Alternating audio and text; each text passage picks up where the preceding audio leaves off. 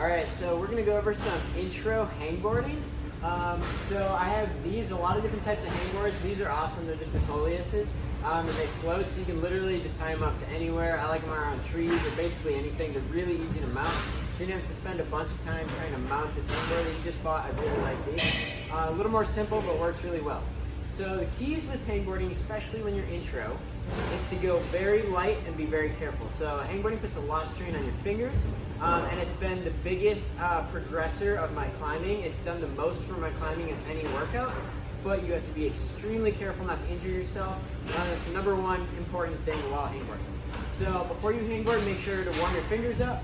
You don't want to be putting in a hard climbing or workout session beforehand. You never, at the end of your hangboarding session, want your fingers to be burnt out. If at any time during hangboarding your fingers hurt, totally just back off and let it go.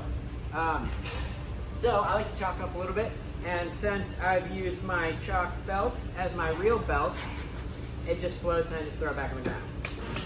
So I like to warm up hangboarding.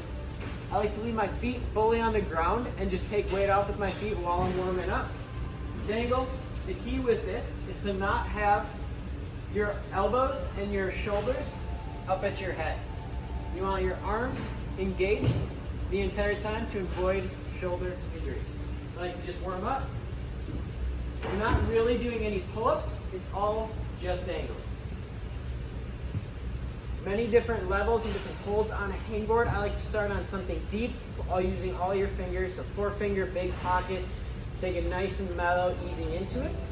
I don't recommend going hard, doing 2 fingers, especially if you're a beginner. It's really easy to hurt yourself doing that, so let's keep it super mellow.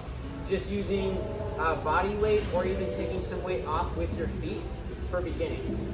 As you start to move through, you can go to different crimps, different pockets. I got a little 2 fingers here.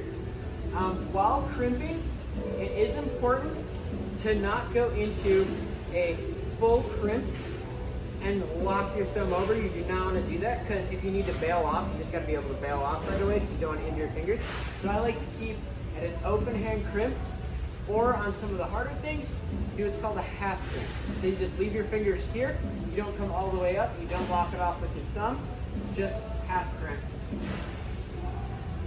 on the edge, and you dangle. As far as your sets go, I don't like to spend any more time on it than maybe 12 seconds. And try not to go too short and too hard too. So I like to spend about 10 seconds hanging, 7 to 10 seconds, for at least 3 sets, or 3 reps per set.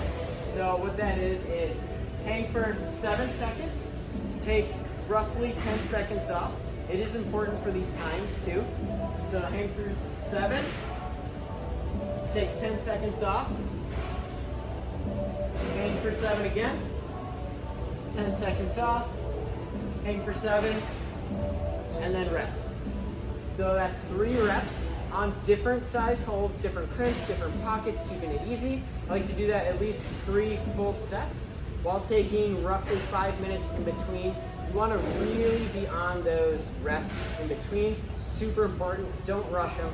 Even if your fingers feel perfectly fine, you feel like you're not getting a workout on them, you are, really use those rests. And that's the basics to hangboarding. Just remember good form, warm up, and really just, if you feel any pain, take it easy. Don't try to go into it. Don't go pulling up, doing pull-ups on 2 fingers. You're going to blow a finger out. And then you're not going to be able to climb even after quarantine. So that's intro to hangboarding.